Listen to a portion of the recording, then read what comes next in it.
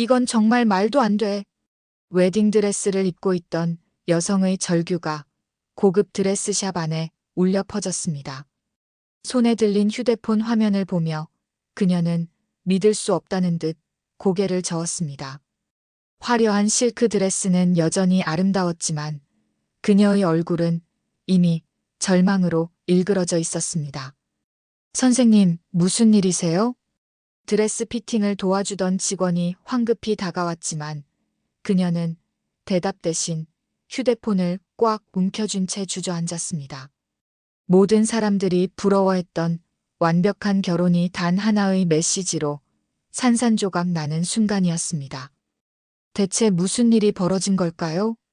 불과 몇 시간 전만 해도 세상에서 가장 행복해 보였던 그녀에게 무슨 일이 생긴 것일까요?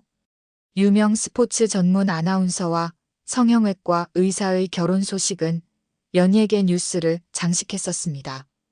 모두가 축복했고 모두가 부러워했던 그 결혼이 왜 이렇게 끝나게 된 걸까요?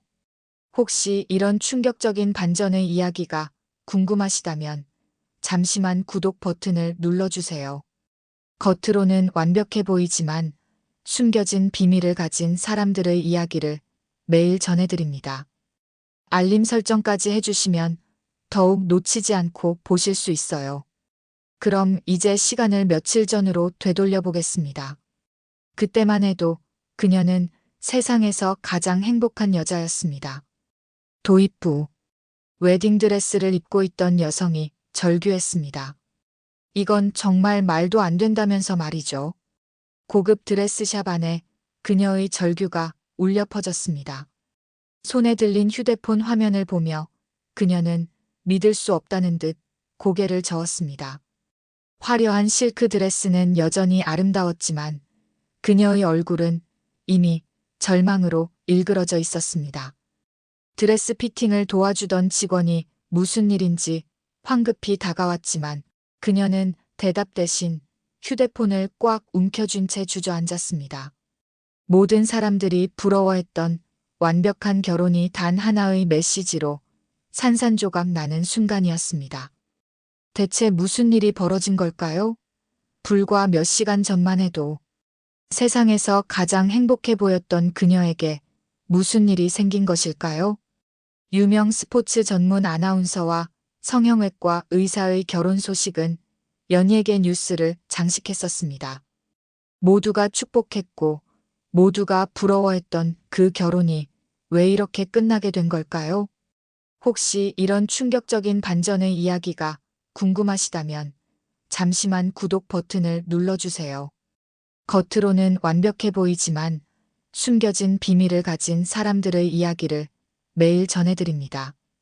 알림 설정까지 해주시면 더욱 놓치지 않고 보실 수 있어요. 그럼 이제 시간을 며칠 전으로 되돌려 보겠습니다.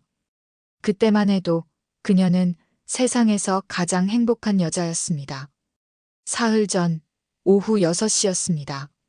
김수지는 스포츠 뉴스 스튜디오에서 메인 진행을 하고 있었습니다.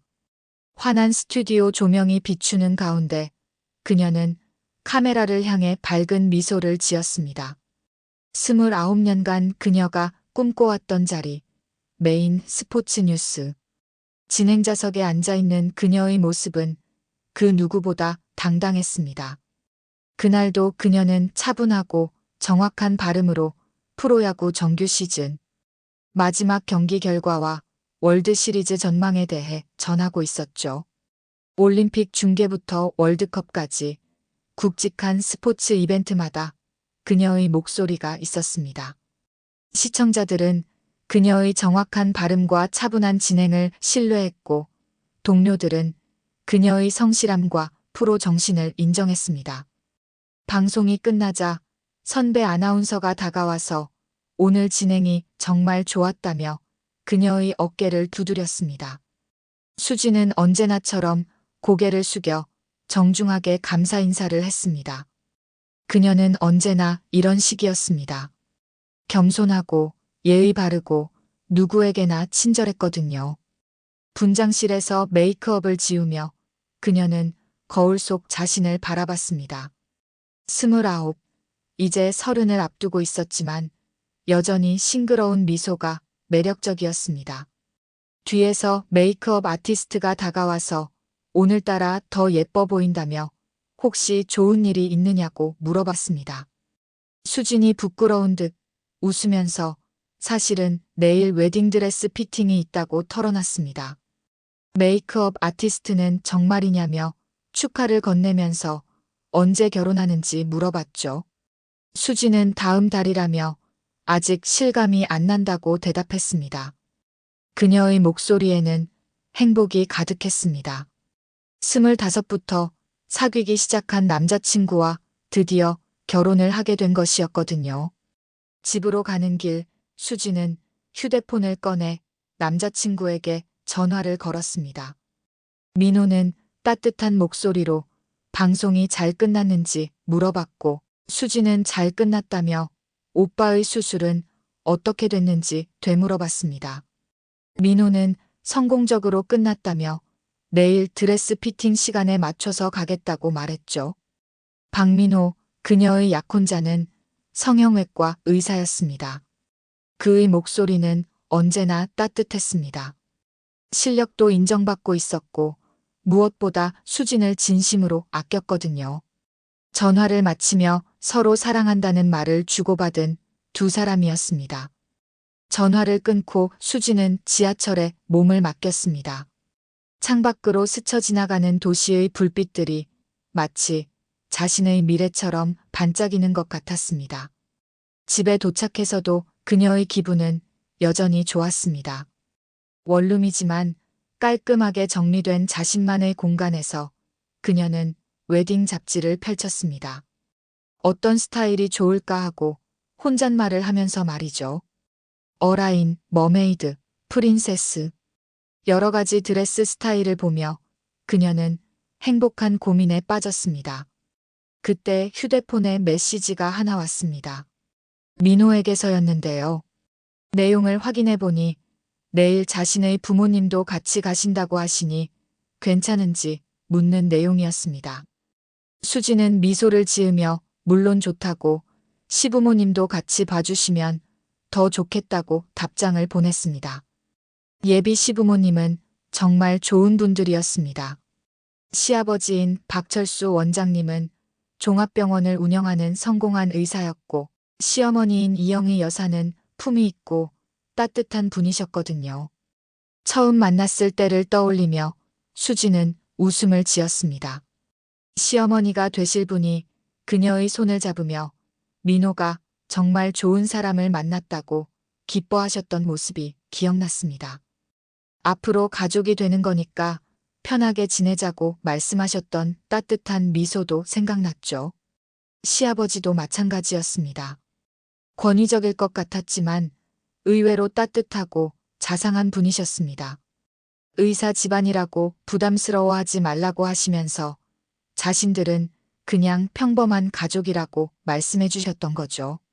그런 말씀을 들을 때마다 수지는 정말 좋은 집안으로 시집 가는구나 하는 생각이 들었습니다. 특히 민호의 18살 된 막내 동생 민수도 참 착했습니다.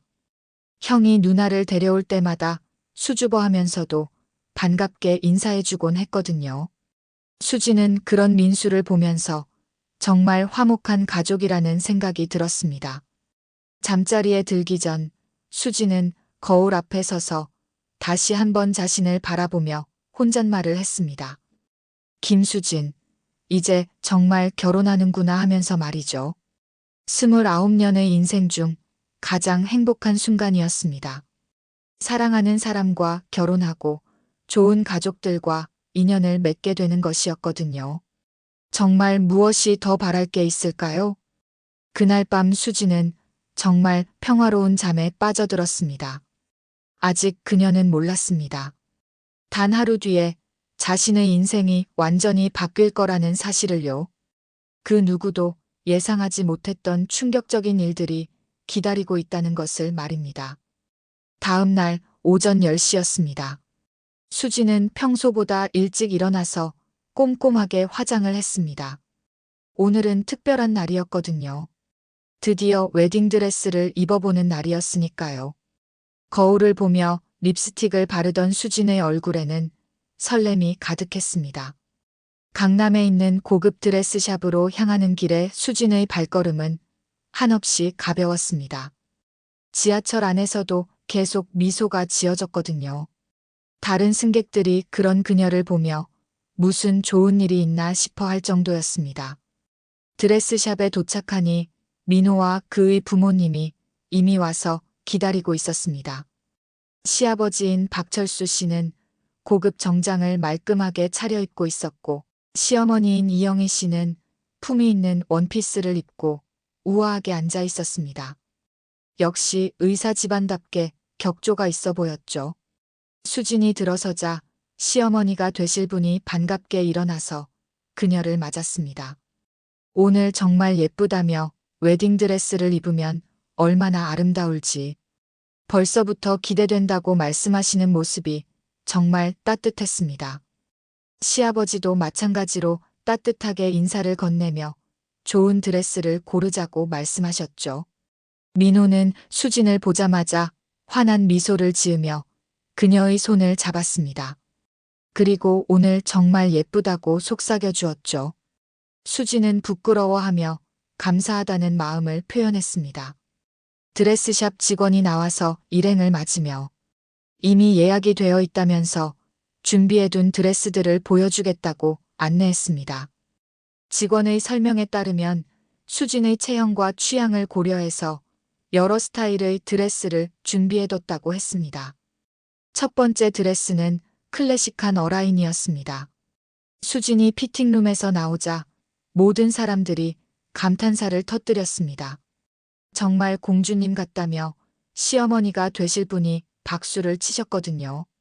시아버지도 정말 아름답다며 민호가 복받은 거라고 말씀하셨죠. 두 번째는 머메이드 라인이었습니다. 몸매가 드러나는 스타일이라 수진이 조금 부끄러워했지만 모든 사람들이 너무 예쁘다며 칭찬을 아끼지 않았습니다. 민호는 말문이 막힌 듯 그저 바라보기만 했죠. 세 번째 드레스를 입고 있을 때였습니다. 수진이 피팅룸에서 드레스를 갈아입고 있는 동안 밖에서는 가족들이 어떤 드레스가 가장 좋을지 이야기를 나누고 있었습니다. 그런데 바로 그때였습니다. 수진의 휴대폰에 메시지가 하나 들어왔습니다. 번호를 확인해 보니 모르는 번호였습니다. 보통 이런 경우 광고 메시지거나 스팸인 경우가 많았거든요. 하지만 수진은 혹시나 하는 마음에 메시지를 열어봤습니다.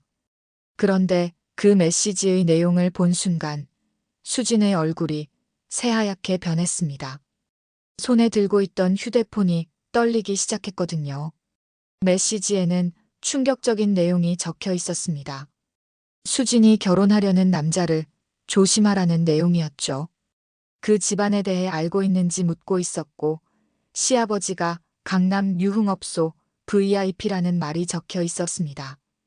게다가 여자도 둘이나 있다는 내용까지 있었죠. 이런 것도 모르고 결혼하려는 거냐는 질문으로 끝나 있었습니다. 수진은 믿을 수 없다는 듯 메시지를 다시 읽어봤습니다. 하지만 내용은 변하지 않았습니다. 누군가가 자신에게 민호의 아버지, 그러니까 예비 시아버지에 대한 충격적인 이야기를 전해온 것이었습니다. 처음에는 누군가의 장난이거나 잘못 온 메시지라고 생각했습니다. 아니면 동명이인에 대한 이야기일 수도 있다고 생각했죠. 박철수라는 이름이 흔한 이름이니까 말입니다. 하지만 메시지는 거기서 끝나지 않았습니다. 곧이어 두 번째 메시지가 왔습니다. 믿기지 않을 거라면서 강남 5구역 클럽 다이아몬드에서 확인해보라는 내용이었습니다. 박철수 원장으로 VIP 등록되어 있고 매주 금요일 저녁엔 꼭 나타난다는 구체적인 정보까지 들어있었죠. 수진의 머릿속이 하얘졌습니다. 구체적인 장소까지 언급하는 걸 보니 단순한 장난은 아닌 것 같았거든요. 그런데 더 충격적인 건 세 번째 메시지였습니다. 그 여자들한테 돈을 얼마나 쓰는지 아느냐고 물어보면서 작년 한 해에만 수억 원이라는 구체적인 금액까지 언급했습니다. 그것도 병원 돈으로 말이죠.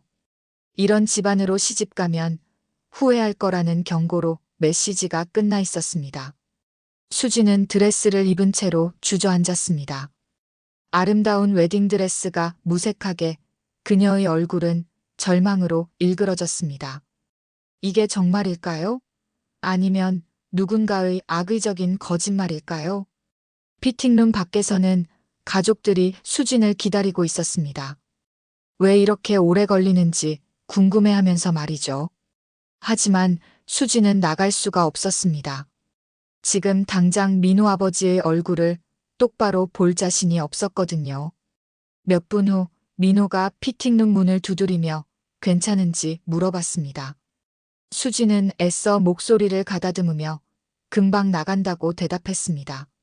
하지만 그녀의 마음은 이미 복잡해질 대로 복잡해져 있었죠. 거울을 보니 웨딩드레스를 입은 자신의 모습이 보였습니다.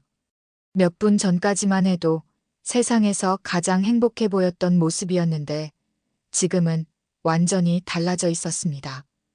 과연 이 결혼을 계속 진행해야 할까요? 아니면 이 메시지들이 사실인지 확인해 봐야 할까요? 수지는 깊은 고민에 빠졌습니다. 만약 이 메시지들이 사실이라면 자신이 알고 있던 완벽한 집안은 모두 거짓이었던 셈이니까요. 하지만 만약 거짓이라면 누가 왜 이런 악의적인 메시지를 보낸 걸까요? 피팅룸 안에서 수지는 한동안 움직일 수 없었습니다. 웨딩드레스를 입은 채로 바닥에 주저앉아서 휴대폰만 바라보고 있었죠. 메시지들을 몇 번이고 다시 읽어봤지만 내용은 변하지 않았습니다. 시아버지가 강남 유흥업소 VIP라는 것, 여자가 둘이나 있다는 것, 작년 한 해에만 수억 원을 썼다는 것. 이 모든 게 정말일까요? 아니면 누군가의 악의적인 거짓말일까요? 밖에서는 민호와 시부모님들이 기다리고 있었습니다. 왜 이렇게 오래 걸리는지 궁금해하면서 말이죠. 민호가 피팅룸 문을 두드리며 괜찮은지 물어보는 목소리가 들렸습니다. 수지는 애써 목소리를 가다듬으며 금방 나간다고 대답했습니다. 하지만 정말 나갈 수 있을까요? 지금 당장 박철수 원장님의 얼굴을 똑바로 볼 자신이 없었거든요. 만약 이 메시지들이 정말이라면 지금 밖에서 기다리고 있는 그분이 정말 유흥업소에서 여자들과 어울리며 수억 원을 쓰고 계신 걸까요? 수지는 깊은 숨을 쉬며 일어났습니다. 일단은 아무것도 모르는 척 해야겠다고 생각했거든요.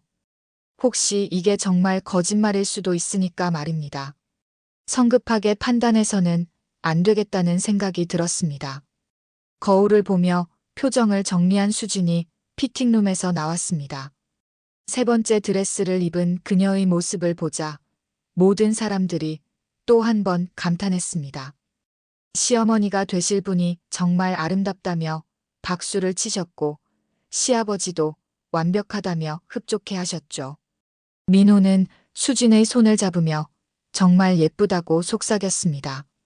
하지만 수진은 예전처럼 마음으로부터 우러나오는 기쁨을 느낄 수가 없었습니다. 머릿속에서는 계속해서 그 메시지들이 맴돌고 있었거든요.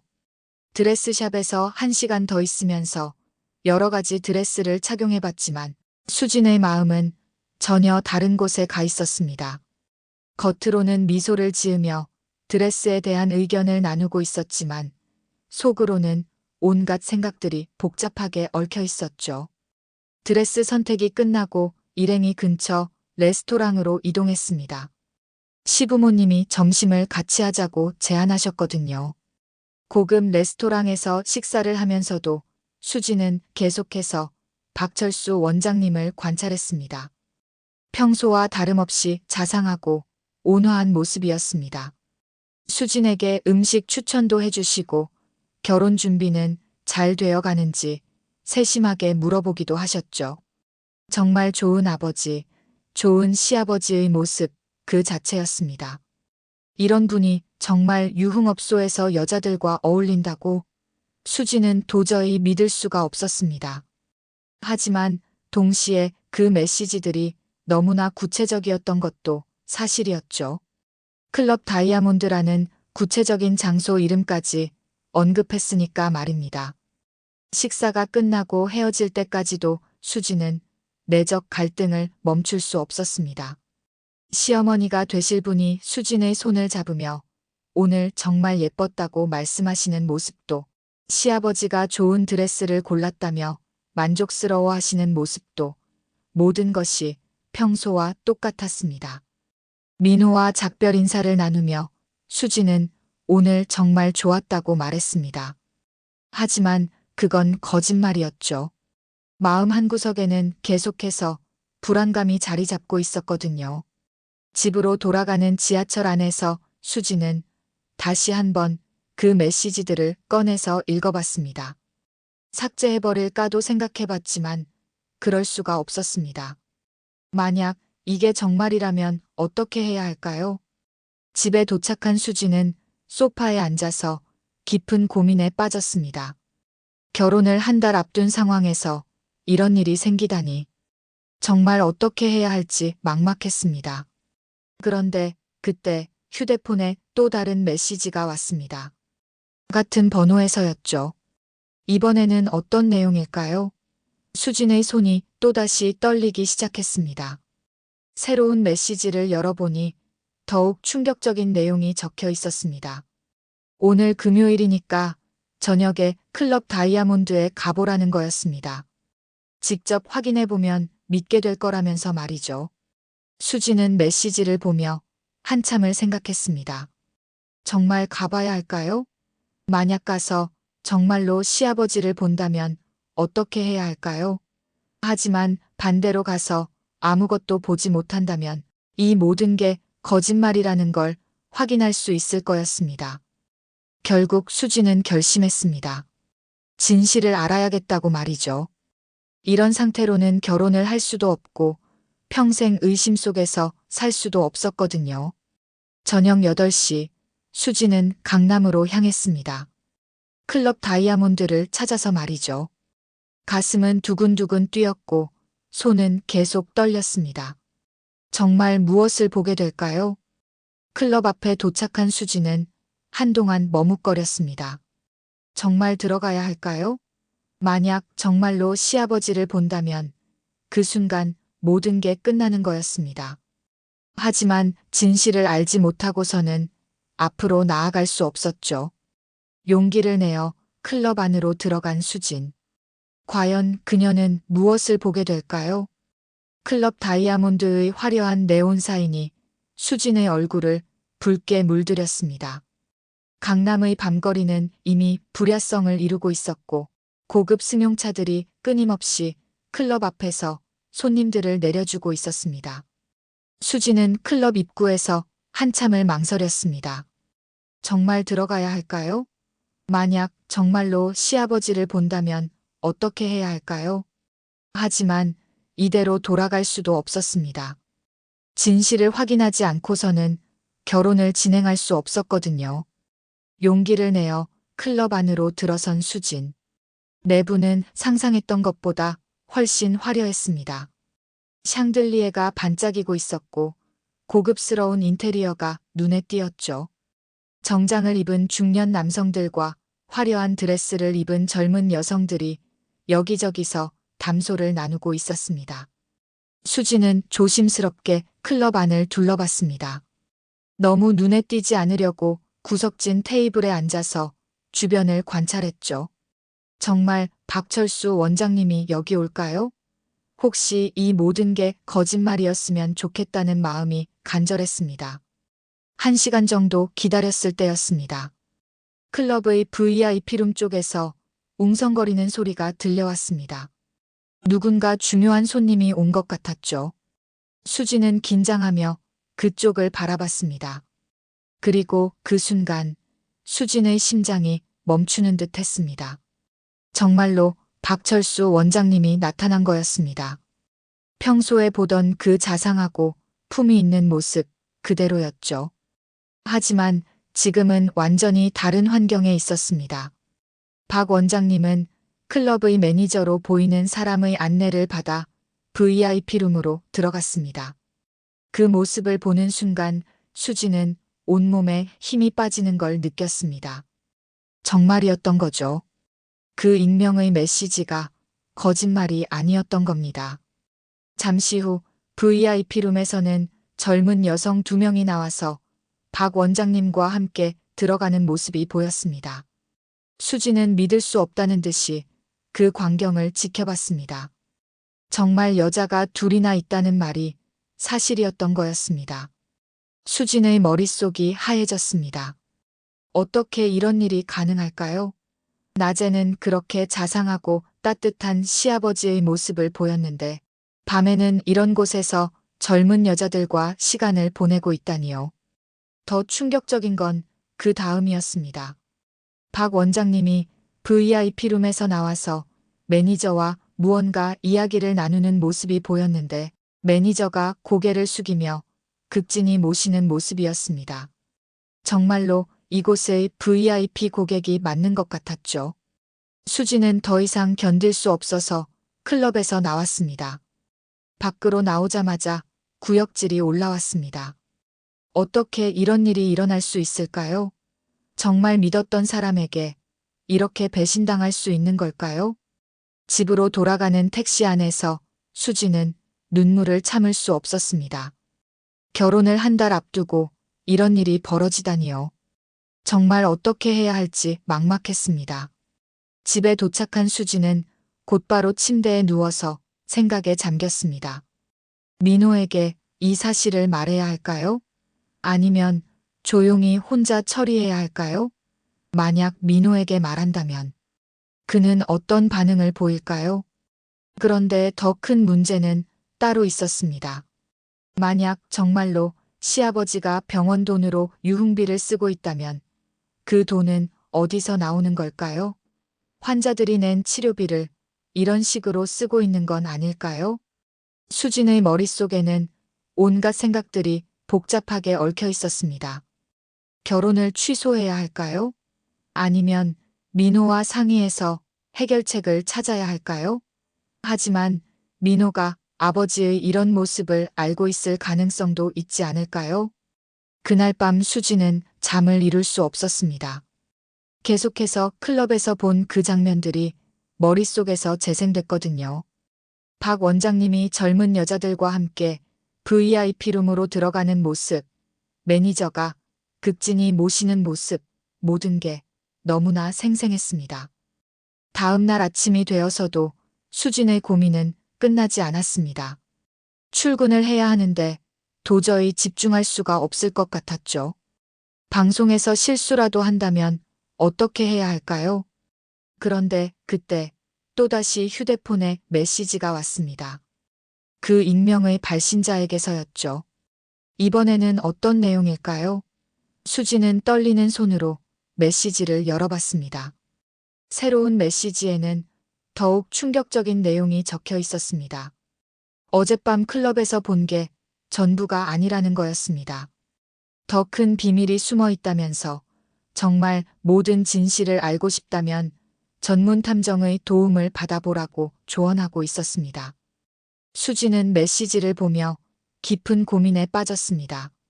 정말 탐정을 고용해야 할까요? 이미 충분히 충격적인 사실들을 알게 됐는데 더 알아야 할 게 있을까요? 하지만 동시에 궁금하기도 했습니다. 도대체 얼마나 더 많은 비밀들이 숨어 있는 걸까요? 그리고 이 모든 일의 진실은 무엇일까요? 결국 수지는 결심했습니다. 끝까지 진실을 밝혀내겠다고 말이죠. 이런 상태로는 결혼은커녕 일상생활도 제대로 할 수 없었거든요. 진실을 알고 나서 모든 걸 결정하겠다고 마음먹었습니다. 월요일 오전 수지는 인터넷에서 탐정 사무소를 검색하고 있었습니다. 주말 내내 고민한 끝에 내린 결론이었거든요. 더 이상 혼자서는 이 문제를 해결할 수 없다고 판단했습니다. 여러 탐정 사무소 중에서 수지는 평판이 좋고 비밀 보장을 철저히 한다는 곳을 선택했습니다. 전화를 걸어서 상담 약속을 잡았죠. 다행히 그날 오후에 시간이 있다고 했습니다. 오후 3시 수지는 을지로에 위치한 탐정 사무소에 도착했습니다. 생각보다 조용하고 차분한 분위기였죠. 이런 곳에서 사람들의 비밀들이 밝혀지는구나 하는 생각이 들었습니다.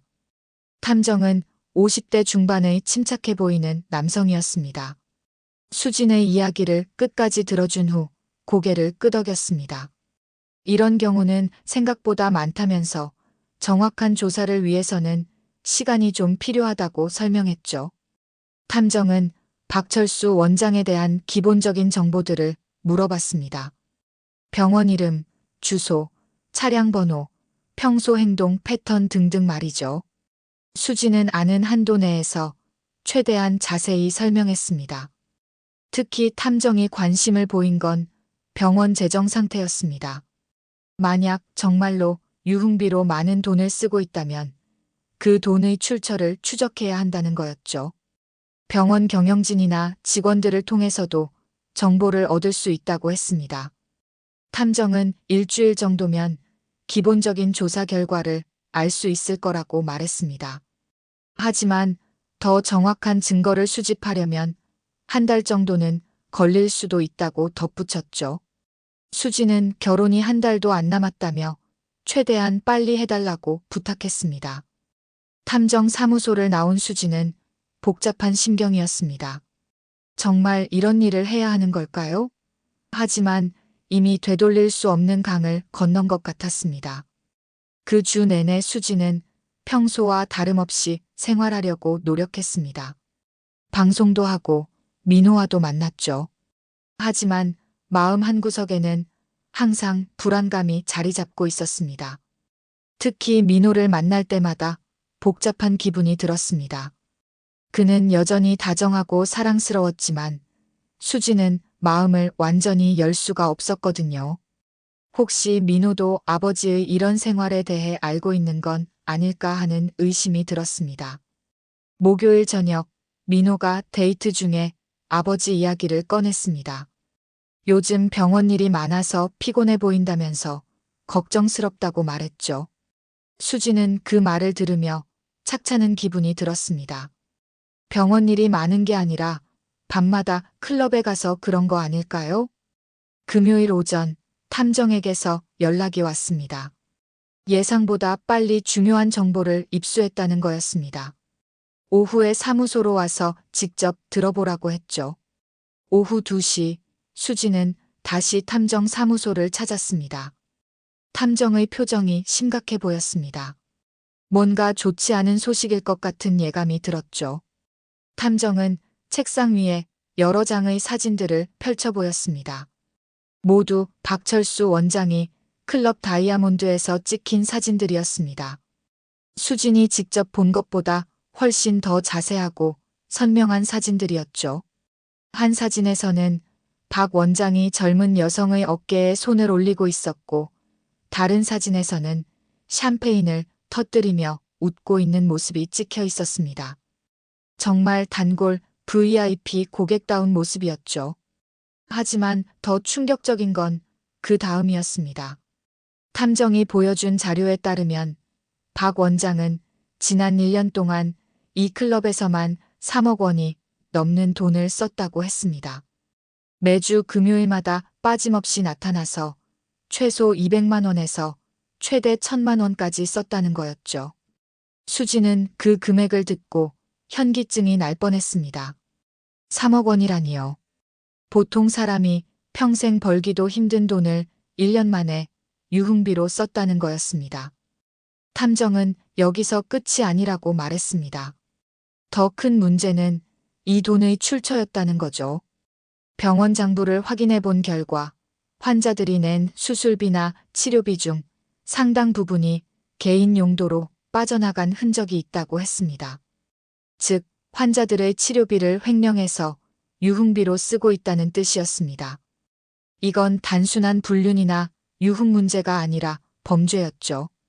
탐정은 또 다른 충격적인 사실을 알려줬습니다.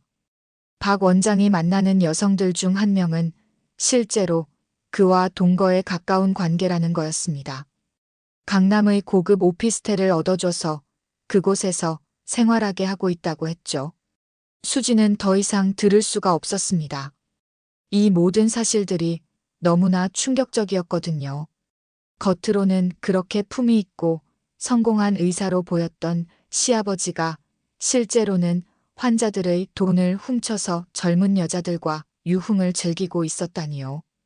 탐정은 더 자세한 증거 자료들도 준비할 수 있다고 말했습니다. 하지만 수지는 이미 충분하다고 대답했죠. 더 이상은 견딜 수가 없었거든요. 탐정 사무소를 나온 수지는 길바닥에 주저앉고 싶은 심정이었습니다. 정말 어떻게 해야 할까요? 이런 집안으로 시집을 갈 수 있을까요? 아니, 이런 사실을 알았는데도 모른 척하고 결혼할 수 있을까요? 그날 밤 수지는 잠을 이룰 수 없었습니다. 탐정이 보여준 사진들과 충격적인 사실들이 계속 머릿속에서 맴돌았거든요. 3억 원이라는 어마어마한 금액, 환자들의 치료비 횡령, 동거 여성까지 상상했던 것보다 훨씬 더 심각한 상황이었습니다. 다음 날 아침 수지는 결심했습니다. 민호에게 이 모든 사실을 말해야겠다고 말이죠. 혼자서 감당하기에는 너무 큰 문제였거든요. 그리고 무엇보다 민호에게도 알 권리가 있다고 생각했습니다. 점심시간에 수지는 민호에게 전화를 걸어서 저녁에 만나자고 했습니다. 중요한 이야기가 있다면서 말이죠. 민호는 수진의 심각한 목소리를 듣고 무슨 일인지 걱정스럽게 물어봤지만 수지는 만나서 이야기하겠다고 말했습니다. 저녁 7시 둘은 조용한 카페에서 만났습니다. 수지는 한참 동안 말을 꺼내지 못했습니다. 어떻게 시작해야 할지 막막했거든요. 사랑하는 사람에게 그의 아버지가 환자들의 돈을 훔쳐서 유흥을 즐긴다고 말하는 게 쉬운 일은 아니었죠. 민호가 먼저 물어봤습니다. 요즘 수진이 뭔가 이상해 보인다면서 혹시 결혼 때문에 스트레스를 받는 거냐고 말이죠. 수지는 깊은 숨을 쉬고 조심스럽게 이야기를 시작했습니다. 익명의 메시지를 받았다는 것부터 시작해서 클럽에서 직접 목격한 일, 탐정을 고용해서 알아낸 충격적인 사실들까지 모든 걸 털어놨습니다. 민호는 처음에는 믿을 수 없다는 표정이었지만 수진이 탐정에게서 받은 사진들을 보여주자 점점 얼굴이 굳어졌습니다. 특히 아버지가 환자들의 치료비를 횡령했다는 부분에서 민호의 얼굴이 새하얗게 변했습니다. 이건 단순한 개인적인 문제가 아니라 범죄였거든요. 의사로서 그리고 아들로서 받아들이기 힘든 충격이었죠. 민호는 한참 동안 아무 말도 하지 못했습니다. 그러더니 정말 미안하다면서 이런 일로 수진이 고생하게 해서 죄송하다고 말했습니다. 자신도 전혀 몰랐던 일이라면서 어떻게 이런 일이 가능한지 이해할 수 없다고 했죠. 수진은 민호의 반응을 보면서 그가 정말 몰랐다는 걸 확신할 수 있었습니다. 민호의 충격과 당황스러워하는 모습이 너무나 진실해 보였거든요. 적어도 민호는 아버지의 이런 행동에 대해 전혀 모르고 있었던 게 분명했습니다. 민호는 당장 아버지와 대화를 나누겠다고 말했습니다. 이런 일을 그냥 넘어갈 수는 없다면서 반드시 해결하겠다고 다짐했죠. 하지만 수지는 너무 성급하게 행동하지 말라고 만류했습니다. 더 신중하게 접근해야 한다고 말이죠. 그날 밤 민호는 아버지의 행동 패턴을 관찰해 보기로 했습니다. 정말 매주 금요일마다 나가는지 평소에 수상한 점은 없었는지 말이죠. 수진도 탐정과 계속 연락을 취하면서 추가 정보를 수집하기로 했습니다. 그런데 주말이 지나고 월요일에 탐정에게서 또 다른 충격적인 연락이 왔습니다. 조사를 진행하던 중에 예상치 못한 사실을 발견했다는 거였습니다. 박철수 원장 외에도 다른 가족 구성원과 관련된 문제가 있다는 거였죠. 탐정은 당장 만나서 이야기하자고 했습니다.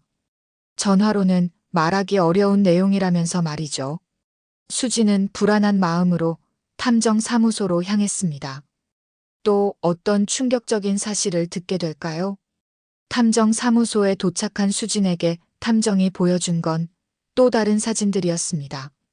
하지만 이번에는 박철수 원장이 아니라 다른 사람들이 찍힌 사진들이었죠. 탐정의 설명에 따르면 박 원장의 아내인 이영의 씨에 대해서도 조사를 해봤다고 했습니다. 혹시 남편의 행동에 대해 알고 있는지 아니면 다른 문제는 없는지 확인해 보려고 했다는 거였죠. 그런데 조사 과정에서 예상치 못한 사실이 드러났다고 했습니다. 이영의 씨도 남편 못지않게 충격적인 비밀을 가지고 있다는 거였습니다. 탐정이 보여준 사진에는 이영애 씨가 어떤 남성과 함께 호텔에 들어가는 모습이 찍혀 있었습니다. 그런데 그 남성이 누구인지 확인하고 나서 탐정도 깜짝 놀랐다고 했습니다. 그 남성은 바로 박철수 원장의 동생이었습니다. 즉, 시어머니가 시아버지의 동생과 불륜 관계에 있다는 뜻이었죠. 이건 정말 상상도 못한 일이었습니다. 탐정은 더욱 충격적인 사실을 알려줬습니다. 이 불륜 관계가 꽤 오래된 것 같다는 거였습니다. 적어도 몇 년은 지속되어 온 것으로 보인다고 했죠. 그리고 이 관계에서 태어난 아이가 있을 가능성도 제기했습니다. 수지는 그 말을 듣고 온몸에 소름이 돋았습니다. 혹시 민호의 막내 동생인 민수가 그 아이를 말하는 건 아닐까요? 18살인 민수 말이죠. 탐정도 같은 의심을 하고 있었습니다. 민수의 나이와 불륜 관계의 시작 시점이 비슷하다는 거였죠. 만약 정말 그렇다면 민수는 시아버지의 아들이 아니라 시아버지 동생의 아들이라는 뜻이 됩니다. 수지는 더 이상 충격을 받을 여력도 없었습니다. 이 집안은 도대체 어떻게 된 건가요? 시아버지는 환자들의 돈을 훔쳐서 유흥을 즐기고 시어머니는 시아버지의 동생과 불륜을 저지르고 정말 상상도 못한 막장 드라마 같은 일이 현실에서 벌어지고 있었습니다. 탐정 사무소를 나온 수진의 머릿속은 완전히 하얘져 있었습니다. 시아버지의 횡령과 유흥도 충분히 충격적이었는데 이제는 시어머니의 불륜까지 드러났습니다. 게다가 민수의 친아버지가 다른 사람일 가능성까지. 정말 이런 일이 현실에서 일어날 수 있는 건가요? 수지는 곧바로 민호에게 연락했습니다. 급하게 만나야 한다면서 말이죠. 민호는 수진의 다급한 목소리를 듣고 바로 약속 장소로 나왔습니다. 둘이 만난 곳은 한적한 공원이었습니다. 이런 이야기를 카페에서 할 수는 없었거든요. 수지는 떨리는 목소리로 탐정에게서 들은 새로운 사실들을 모두 털어놨습니다. 민호는 처음에는 말도 안 된다는 반응을 보였습니다. 어머니가 아버지의 동생과 불륜을 저지른다니, 그리고 민수가 자신의 친동생이 아닐 수도 있다니. 받아들이기 힘든 이야기였죠. 하지만 수진이 탐정에게서 받은 사진들을 보여주자 민호의 얼굴이 점점 굳어졌습니다. 분명히 어머니와 삼촌이 함께 호텔에 들어가는 모습이 찍혀 있었거든요. 이걸 보고도 부인할 수는 없었습니다. 민호는 한참 동안 아무 말도 하지 못했습니다. 그러더니 갑자기 뭔가 생각난 듯한 표정을 지었습니다. 어릴 때부터 느꼈던 이상한 점들이 있었다는 거였죠. 민호의 말에 따르면 민수는 어릴 때부터 다른 가족들과 조금 달랐다고 했습니다. 외모도 그렇고 성격도 그렇고 말이죠. 특히 아버지와는 전혀 닮지 않았다고 했습니다. 오히려 삼촌과 더 비슷해 보였다는 거였죠. 그리고 어머니가 유독 민수에게만 애착을 보이는 것도 이상했다고 했습니다. 민호보다도 민수를 더 챙기고 보호하려고 했다는 거였죠. 당시에는 막내라서 그런가 보다 했는데 지금 생각해보니 다른 이유가 있었을 수도 있겠다는 생각이 들었습니다. 민호는 진실을 확인해 보자고 제안했습니다. 친자 검사를 해보자는 거였죠. 더 이상 추측만으로는 안 되겠다면서 정확한 사실을 알아야 한다고 말했습니다. 하지만 문제는 어떻게 민수의 DNA를 채취하느냐는 것이었습니다. 민수에게 직접 말할 수는 없는 노릇이었거든요. 혹시 추측이 틀렸을 수도 있고 설령 맞다고 하더라도 민수에게는 너무 충격적인 일이 될 테니까요. 민호가 방법을 생각해냈습니다. 민수가 쓰던 칫솔이나 머리카락을 몰래 가져오는 거였죠. 그리고 삼촌의 DNA도 필요하니까 삼촌 집에서도 뭔가를 가져와야 한다고 했습니다. 며칠 후 민호는 계획을 실행에 옮겼습니다. 집에서 민수의 칫솔을 가져왔고 삼촌 집을 방문해서 삼촌이 쓰던 컵을 몰래 가져왔죠. 물론 쉬운 일은 아니었지만 진실을 알기 위해서는 어쩔 수 없었습니다. 친자 검사 결과가 나오기까지는 일주일 정도 걸린다고 했습니다. 그 일주일은 수진과 민호에게 정말 긴 시간이었죠. 매일매일이 불안과 걱정의 연속이었습니다. 검사 결과가 나오는 날, 수진과 민호는 함께 병원에 갔습니다. 의사는 심각한 표정으로 결과를 설명해 줬습니다. 민수와 박철수 원장 사이에는 친자 관계가 성립하지 않는다는 거였습니다. 즉, 민수는 정말로 박철수 원장의 친아들이 아니었던 겁니다. 반면에 민수와 삼촌 사이에는 친자 관계가 인정된다고 했습니다. 모든 추측이 사실로 드러난 거였죠. 수진과 민호는 그 결과를 듣고 말문이 막혔습니다. 정말 시어머니가 시아버지의 동생과 불륜을 저질러서 민수를 낳았던 거였습니다. 그리고 지금까지 온 가족이 그 사실을 모르고 살아왔던 거였죠. 이제 정말 어떻게 해야 할까요? 이 사실을 가족들에게 말해야 할까요? 특히 민수에게는 어떻게 말해야 할까요? 자신이 알고 있던 아버지가 친아버지가 아니라고 말해야 하는 걸까요? 민호는 당분간은 이 사실을 비밀로 하자고 제안했습니다. 너무 갑작스럽게 모든 걸 폭로하면 가족이 완전히 파괴될 수도 있다는 거였죠. 좀 더 신중하게 접근해야 한다고 말했습니다. 하지만 수지는 복잡한 심경이었습니다. 이런 비밀들을 안고 살아야 하는 건가요? 시아버지의 횡령, 시어머니의 불륜, 민수의 출생 비밀. 이 모든 걸 알고도 이 가족과 인연을 맺어야 하는 걸까요? 결혼식이 이제 일주일밖에 남지 않았습니다. 하객들에게도 연락을 했고 예약도 다 해놓은 상황이었죠. 하지만 정말 이대로 결혼을 진행할 수 있을까요? 수지는 깊은 고민에 빠졌습니다.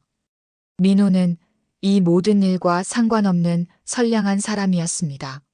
하지만 그의 가족들이 이렇게 문제가 많다면 결혼 후에도 계속 이런 일들에 휘말려야 하는 건 아닐까요? 그런데 바로 그때 예상치 못한 일이 벌어졌습니다. 박철수 원장의 병원에 국세청 조사관들이 들이닥친 거였습니다. 누군가가 횡령 의혹을 신고한 것 같았죠. 이제 정말 모든 게 표면 위로 드러날 판이었습니다. 국세청 조사 소식은 순식간에 퍼졌습니다. 박철수 원장의 병원에 조사관들이 들이닥쳤다는 뉴스가 지역 언론에까지 보도됐거든요. 의료진의 횡령 의혹이라는 제목으로 말이죠. 수지는 뉴스를 보면서 현기증이 날 뻔했습니다. 이제 정말 모든 게 공개적으로 드러나는 거였습니다. 더 이상 숨길 수도 없고 모른 척할 수도 없었죠. 민호에게서 급한 연락이 왔습니다. 집안이 완전히 난리가 났다는 거였습니다. 아버지는 조사를 받느라 병원에서 나올 수 없는 상황이었고 어머니는 충격을 받아서 방에서 나오지 않고 있다고 했습니다. 가장 큰 문제는 민수였습니다. 갑작스러운 상황에 혼란스러워하면서 도대체 무슨 일인지 계속 물어본다는 거였죠. 하지만 민호는 뭐라고 설명해야 할지 모르겠다고 했습니다. 수지는 민호와 만나서 앞으로 어떻게 할지 상의했습니다. 결혼식이 이제 사흘밖에 남지 않은 상황에서 이런 일이 벌어졌으니까 말이죠. 정말 예정대로 결혼식을 진행할 수 있을까요? 민호는 죄송하다는 말만 반복했습니다. 자신 때문에 수진이 이런 고생을 하게 됐다면서 정말 어떻게 해야 할지 모르겠다고 했죠. 그리고 만약 수진이 결혼을 취소하고 싶다면 이해하겠다고 말했습니다. 하지만 수진은 이미 결심을 내린 상태였습니다. 며칠 동안 고민하고 또 고민한 끝에 내린 결론이었거든요. 민호는 잘못이 없다는 것, 그리고 진정으로 사랑하는 사람이라는 것 말이죠. 수진이 민호에게 말했습니다. 자신은 민호와 결혼하고 싶다고, 하지만 조건이 있다고 말이죠. 이 모든 문제들을 정면으로 해결해야 한다는 거였습니다. 더 이상 숨기거나 덮어두지 말고 모든 진실을 밝혀야 한다고 했죠. 민호도 동의했습니다. 이미 국세청 조사까지 시작된 상황에서 더 이상 숨길 수도 없었거든요. 그리고 가족들에게도 모든 진실을 말해야 한다고 생각했습니다. 그날 저녁 민호는 용기를 내어 어머니와 대화를 나눴습니다. 탐정조사 결과와 친자 검사 결과를 모두 보여주면서 더 이상 숨길 수 없다고 말했죠. 이영희 씨는 처음에는 부인하려고 했지만 결국 모든 걸 인정했습니다. 남편이 밖에서 여자들과 어울리는 동안 자신도 외로웠다면서 시동생과의 관계가 시작됐다고 털어놨죠. 그리고 민수가 정말 시동생의 아들이라는 것도 확인해줬습니다. 가장 어려운 건 민수에게 진실을 말하는 것이었습니다. 18살의 민수에게 지금까지 알고 있던 아버지가 친아버지가 아니라고 말하는 건 너무 잔혹한 일이었거든요. 하지만 더 이상 미룰 수는 없었습니다. 국세청 조사가 진행되면서 언제든지 모든 게 공개될 수 있는 상황이었으니까요. 민호와 어머니가 함께 민수에게 모든 진실을 털어놨습니다. 민수는 처음에는 믿을 수 없다는 반응을 보였습니다. 그러더니 울면서 방으로 들어가 버렸죠. 누구보다 큰 충격을 받은 건 민수였습니다. 하루아침에 자신의 정체성이 완전히 뒤바뀐 거였으니까요. 며칠 후 국세청 조사 결과가 발표됐습니다. 박철수 원장이 정말로 환자들의 치료비를 개인 용도로 사용했다는 게 확인됐거든요. 금액도 수억 원에 달했습니다. 언론에서는 연일 이 사건을 보도했죠. 병원은 폐쇄됐고 박 원장은 구속됐습니다. 환자들과 직원들은 큰 피해를 입었죠. 한때 지역에서 명망 있던 의사 가문이 하루아침에 무너진 거였습니다. 이런 상황에서 결혼식을 진행할 수는 없었습니다. 수진과 민호는 결혼식을 연기하기로 했죠. 하객들에게 연락을 돌리고 예약도 모두 취소했습니다. 많은 사람들이 궁금해했지만 자세한 사정은 설명할 수 없었습니다. 그로부터 반년 후 모든 법적 문제가 어느 정도 정리됐습니다. 박 원장은 실형을 선고받았고 병원 자산은 피해 배상에 사용됐죠. 이영희 씨는 이혼을 신청했고 시동생과도 관계를 정리했습니다. 민수는 큰 충격을 받았지만 점차 현실을 받아들여 갔습니다. 민호가 계속 옆에서 지지해줬거든요. 비록 친형제는 아니지만 지금까지 함께 자란 형이라면서 끝까지 책임지겠다고 말했죠. 수진과 민호는 그해 가을에 조용한 결혼식을 올렸습니다. 화려한 예식장이 아니라 작은 교회에서 가족과 가까운 친구들만 초대해서 말이죠. 웨딩드레스도 처음 피팅했던 그 화려한 드레스가 아니라 단순하고 소박한 드레스였습니다. 하지만 수진은 행복했습니다. 모든 진실을 알고도 자신을 선택해준 민호, 그리고 어려운 상황에서도 가족을 챙기는 민호의 모습을 보면서 정말 좋은 사람과 결혼한다는 확신이 들었거든요. 결혼식 날 수진은 거울을 보며 생각했습니다. 몇 달 전 그 화려한 드레스샵에서 충격적인 메시지를 받았을 때만 해도 이런 결말을 상상할 수 있었을까요? 때로는 진실을 아는 것이 고통스럽기도 합니다. 하지만 거짓 위에 세워진 행복보다는 진실 위에 세워진 행복이 더 소중하다는 걸 수지는 깨달았습니다. 비록 험난한 과정이었지만 결국 진정한 사랑을 찾게 된 거였으니까요. 지금까지 충격적인 파혼 사연을 들어보셨는데요. 어떠셨나요? 만약 여러분이 수진의 상황이었다면 어떤 선택을 하셨을까요? 익명의 메시지를 받았을 때 바로 확인해 보셨을까요? 아니면 무시하셨을까요? 댓글로 여러분의 생각을 들려주세요. 이런 놀라운 실제 사연들이 궁금하시다면 구독 버튼과 좋아요 버튼을 꼭 눌러주세요. 매일 새로운 이야기로 찾아뵙겠습니다. 그리고 주변에 비슷한 경험이 있으시거나 들려주고 싶은 사연이 있으시다면 댓글이나 메일로 보내주세요. 여러분의 이야기가 다른 누군가에게는 큰 도움이 될 수 있거든요. 알림 설정도 잊지 마시고요. 그럼 다음 이야기에서 또 만나요.